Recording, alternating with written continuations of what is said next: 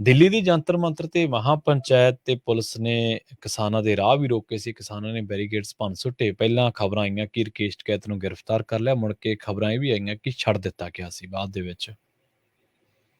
ਹਾਂਜੀ, ਨਹੀਂ ਦੇਖੋ ਉਹ ਤਾਂ ਫਿਰ ਹੋਏਗਾ ਨਾ ਕਿ ਹਿਰਾਸਤ ਦੇ ਵਿੱਚ ਲਿਆ, ਉਸ ਤੋਂ ਬਾਅਦ ਫਿਰ ਉਹਨੂੰ ਛੱਡ ਦਿੱਤਾ ਹੋ ਗਿਆ ਹੋਵੇਗਾ। ਵੇਖੋ ਇਹ ਗਏ ਨੇ ਕਿਸਾਨ, ਮੋਰਚਾਬੰਦੀ ਤਾਂ ਉਹਨਾਂ ਨੇ ਪਹਿਲਾਂ ਹੀ ਕਰ ਦਿੱਤੀ ਸੀਗੀ। ਜਿਸ ਜਗ੍ਹਾ ਤੇ ਇਹ ਪਹਿਲਾਂ ਬੈਠੇ ਨੇ ਕਿਸਾਨ, ਜਿਵੇਂ ਸਿੰਘੂ ਬਾਰਡਰ ਜਾਂ ਟਿਕਰੀ ਬਾਰਡਰ, ਉਸ ਏਰੀਏ ਦੇ ਵਿੱਚ ਪਹਿਲਾਂ ਹੀ ਪੱਥਰ ਵਿਛਾ ਦਿੱਤੇ ਗਏ ਸਨ, ਬਹੁਤ ਵੱਡੇ ਵੱਡੇ ਜੀ, ਜਿਨ੍ਹਾਂ ਨੂੰ ਆਪਾਂ ਸਿੱਲਾਂ ਕਹਿੰਦੇ ਆ ਨਾ। ਉਹ ਵੈਸੇ ਆਪਾਂ ਪੰਜਾਬੀਆਂ ਨੇ ਸਾਰਾ ਕੁਝ ਵੇਖਿਆ, ਪੰਜਾਬੀਆਂ ਨੇ ਕਿਉਂ, ਨਾਨ ਪੰਜਾਬੀਆਂ ਨੇ ਵੀ ਵੇਖਿਆ ਹੋਇਆ ਕਿ ਕਿਸ ਤਰ੍ਹਾਂ ਕੰਡੇ, ਪੱਥਰ, ਕੰਕਰੀਟ ਸਭ ਕੁਝ ਕੀਤਾ ਹੋਇਆ ਸੀ। ਤਾਂ ਖੈਰ ਚਲੋ, ਜੰਤਰ ਮੰਤਰ ਤੇ ਇਹ ਹੁਣ ਪਤਾ ਨਹੀਂ ਕਿੰਨੀ ਕੁ ਤਾਦਾਦ ਦੇ ਵਿੱਚ ਪਹੁੰਚੇ ਨੇ ਕਿ ਨਹੀਂ ਪਹੁੰਚੇ ਹੈ, ਕਿਉਂਕਿ ਸ਼ਾਮ ਤੱਕ ਦੀ ਕੋਈ ਅਪਡੇਟ ਨਹੀਂ ਹੈ। ਉਸ ਵੇਲੇ ਦੀ ਅਪਡੇਟ ਜ਼ਰੂਰ ਹੈਗੀ ਆ ਕਿ ਪੁਲਿਸ ਦੇ ਨਾਲ ਧੱਕਾ ਮੁੱਕੀ ਹੋਏ ਆ, ਤੇ ਫਿਰ ਇਸ ਤੋਂ ਇਲਾਵਾ ਧੱਕਾ ਮੁੱਕੀ ਤੋਂ ਭਾਵ ਕੀ ਹੈ ਕਿ ਦੋਹਾਂ ਪਾਸੇ ਤੋਂ ਜ਼ੋਰ ਲੱਗਦਾ ਜਿਹੜਾ, ਤੇ ਫਿਰ ਉਸ ਤੋਂ ਬਾਅਦ ਜਿਹੜੇ ਬੈਰੀਕੇਡ ਸੀਗੇ ਉਹ ਕੁਝ ਥਾਵਾਂ ਤੋਂ ਇਹਨਾਂ ਨੇ ਪੁੱਟ ਸੁੱਟੇ ਆ। ਖੈਰ ਇਹ ਮੰਗ ਕਰ ਰਹੇ ਸਨ ਕਿ ਅੱਜ ਰਾਸ਼ਟਰਪਤੀ ਦ੍ਰੋਪਦੀ ਮੁਰਮੂ ਜੀ ਨੂੰ ਇਹ ਮੰਗ ਪੱਤਰ ਸੌਂਪਣਗੇ, ਤਾਂ ਮੇਰੇ ਖਿਆਲ ਦੇ ਨਾਲ ਕੋਈ ਵੱਡੀ ਗੱਲ ਨਹੀਂ ਹੈ। ਚਲੋ ਜੇ ਉੱਥੇ ਨਹੀਂ ਜਾ ਸਕਦੇ, ਰਾਸ਼ਟਰਪਤੀ ਕੋਲ ਮੈਮੋਰੰਡਮ ਲੈਣ ਜੋਗਾ ਜੇ ਸਮਾਂ ਨਹੀਂ ਆ, ਤਾਂ ਤੁਸੀਂ ਕੋਈ ਉਹਨਾਂ ਦਾ ਵਫਦ, ਕੋਈ ਮਤਲਬ ਕਿ ਉਹਨਾਂ ਦੇ ਵਿੱਚੋਂ ਕੋਈ ਮੈਂਬਰ ਘੱਲ ਦਿਓ, ਤਾਂ ਮੇਰੇ ਖਿਆਲ ਦੇ ਨਾਲ ਕੋਈ ਵੱਡੀ ਗੱਲ ਨਹੀਂ ਸੀਗੀ। ਕਿਉਂਕਿ ਮੰਗ ਪੱਤਰ ਜਿਹੜਾ ਹੈ, ਮੰਗ ਪੱਤਰ ਉਹੀ ਹੈ ਜਿਹਦੇ ਬਾਰੇ ਸਾਰੀ ਦੁਨੀਆ ਜਾਣਦੀ ਹੈ। ਉਹਦੇ ਚ ਕੀ ਹੈ ਕਿ ਲਖੀਮਪੁਰ ਖੀਰੀ ਮਾਮਲੇ ਦੇ ਵਿੱਚ ਪਰਿਵਾਰ ਨੂੰ ਨਿਆਂ ਦਵਾਇਆ ਜਾਵੇ, ਤੇ ਜਿਹੜਾ ਜੇਲ੍ਹ ਦੇ ਵਿੱਚ ਮਤਲਬ ਕਿ ਬੰਦ ਹੈ ਉਹਦਾ ਮੁੰਡਾ, ਤਾਂ ਉਹਦੇ ਪਿਓ ਨੂੰ ਵੀ ਪਾਰਟੀ ਚ ਬਰਖਾਸਤ ਕੀਤਾ ਜਾਵੇ, ਜਾਂ ਜਿਹੜੇ ਕਿਸਾਨ ਬੰਦ ਨੇ ਜੇਲ੍ਹ ਦੇ ਵਿੱਚ ਉਹਨਾਂ ਨੂੰ ਰਿਹਾ ਕਰ ਦਿੱਤਾ ਜਾਵੇ। ਪਰ ਇਹ ਤਾਂ ਦੇਖੋ ਮੇਰੇ ਖਿਆਲ ਦੇ ਨਾਲ ਸੰਭਵ ਨਹੀਂ ਹੈ ਕਿ ਜਦੋਂ ਕ੍ਰਾਸ ਕੇਸ ਹੋਇਆ ਨਾ, ਜਦੋਂ ਕ੍ਰਾਸ FIR ਹੋ ਗਏ, ਤਾਂ ਫਿਰ ਤਾਂ ਉਹਨਾਂ ਨੇ ਆਪਣੀ ਭੁਗਤ ਨਹੀਂ, ਉਹਨਾਂ ਨੇ ਆਪਣੀ ਭੁਗਤ ਮੰਗ ਲੰਬੇ ਸਮੇਂ ਤੋਂ। ਪਰ ਕੋਈ ਉਦੋਂ ਹੀ ਜਿੱਤਾ FIR ਨਾ ਹੁੰਦੀ ਤਾਂ ਠੀਕ ਸੀ। ਜਦੋਂ FIR ਹੋ ਗਈ, ਕਿਸਾਨਾਂ ਤੇ FIR ਹੋ ਜਾਣੀ, ਉਹ ਆਪਣੇ ਆਪ ਦੇ ਵਿੱਚ ਇਸ ਰਸਤੇ ਨੂੰ ਖੋਲ ਗਈ ਕਿ ਜਿਹਦੇ ਵਿੱਚ ਉਹ ਜਾ ਕੇ ਤੇ ਇਸ ਤਰ੍ਹਾਂ ਜੇਲ੍ਹ ਵਗੈਰਾ ਕੱਟਣਗੇ। ਜੇਲ੍ਹ ਚੋਂ ਵੀ ਬਾਹਰ ਆ ਗਏ ਤਾਂ ਉਹਨਾਂ ਨੂੰ ਕੇਸ ਦੇ ਗੇੜੇ ਜਿਹੜੇ ਆ ਉਹ ਅਦਾਲਤਾਂ ਦੇ ਕੱਟਣੇ ਪੈਣਗੇ, ਤਾਂ ਪਤਾ ਹੀ ਹੈ ਤੁਹਾਨੂੰ। ਫਿਰ ਇਸ ਤੋਂ ਇਲਾਵਾ ਸਵਾਮੀਨਾਥਨ ਕਮਿਸ਼ਨ ਦਾ C2+ 50% ਵਾਲਾ ਫਾਰਮੂਲਾ, MSP ਗਰੰਟੀ ਕਾਨੂੰਨ, ਇਹਦੇ ਤੇ ਬਹੁਤ ਵਿਸਥਾਰ ਨਾਲ ਚਰਚਾ ਸੀ, ਬਹੁਤ ਵਾਰੀ ਕੀਤੀ ਹੈ।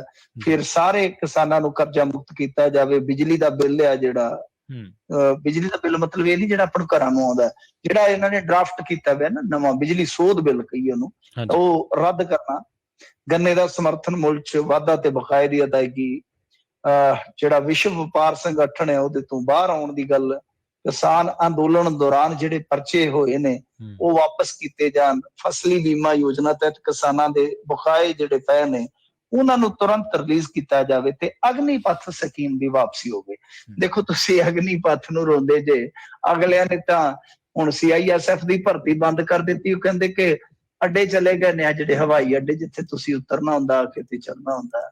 ਇੱਥੇ ਕਹਿੰਦੇ ਕਿ ਹੁਣ ਅਡਾਨੀ ਸਾਹਿਬ ਆਪਣੀ ਆਪ ਦੀ ਫੌਜ ਬਣਾਉਣਗੇ, ਲੋੜ ਹੀ ਨਹੀਂ ਹੈਗੀ ਜੀ, ਤੁਹਾਨੂੰ ਐਵੇਂ 50-50 ਹਜ਼ਾਰ ਦੇਵੇ ਅਗਲਾ, ਇੱਥੇ 5-5 ਹਜ਼ਾਰ ਚ ਉਹਨਾਂ ਨੂੰ ਗਾਰਡ ਮਿਲ ਜਾਵੇ। ਸੋ ਅਗਨੀਪਥ ਸਕੀਮ ਤੇ ਕੀ ਹੁਣ ਵਾਪਸ ਹੋਣੀ ਹੈ। ਕੁਝ ਮੰਗਾਂ ਹੈਗੀਆਂ ਨੇ ਜਿਨ੍ਹਾਂ ਨੂੰ ਆਪਾਂ ਆਸਾਨੀ ਨਾਲ ਸਮਝ ਸਕਦੇ ਹਾਂ ਕਿ ਉਹ ਮੈਨੂੰ ਨਹੀਂ ਲੱਗਦਾ ਕਿ ਜਲਦੀ ਮੰਨੀਆਂ ਜਾਣਗੀਆਂ।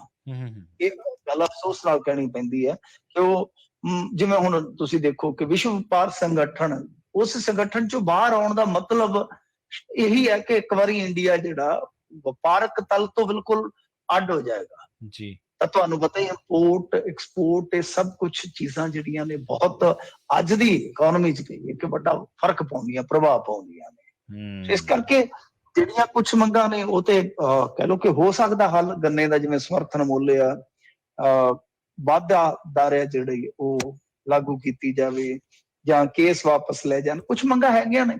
ਤਾਂ ਇਹ ਵੀ ਸ਼ਾਇਦ ਕਿਸਾਨਾਂ ਦੀ ਇੱਕ ਰਣਨੀਤੀ ਰਹਿੰਦੀ ਹੈ ਕਿ ਕੁਝ ਮੰਗਾਂ ਮੰਨ ਲਈਆਂ ਜਾਣਗੀਆਂ, ਕੁਝ ਵਾਸਤੇ ਸੰਘਰਸ਼ ਖੁੱਲਾ ਰਹੇਗਾ। ਤਾਂ ਹੁਣ ਮੇਰੇ ਖਿਆਲ ਦੇ ਨਾਲ ਜਿਹੜੀਆਂ ਮੰਗੀਆਂ ਇਹਨਾਂ ਨੇ ਮੰਗਾਂ ਮੰਨੀਆਂ ਨੇ ਪਹਿਲਾਂ, ਉਹ ਤਾਂ ਵਿੱਚ ਕੀਤੀਆਂ ਜਾ ਸਕਦੀਆਂ ਨੇ। ਉਹ ਤੇ ਵਿੱਚ ਉਹ ਬਿਠਾ ਕੇ ਕੋਈ ਬੰਦਾ ਜਾਂ ਉਹਨਾਂ ਦਾ ਕੋਈ ਵਫਦ ਇੱਧਰ ਉੱਧਰ, ਉਹ ਤੇ ਪ੍ਰਮਾਣ ਕੀਤੀਆਂ ਜਾ ਸਕਦੀਆਂ ਜਿਹੜੀਆਂ ਤੁਸੀਂ ਖੁਦ ਮੰਨੀਆਂ ਸੀਗੀਆਂ।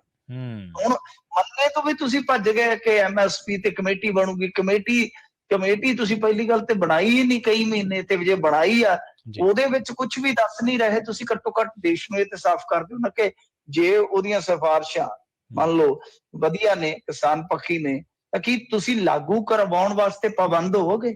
ਲਾਗੂ ਕਰਨ ਵਾਸਤੇ ਪਾਬੰਦ ਹੋਵੋਗੇ?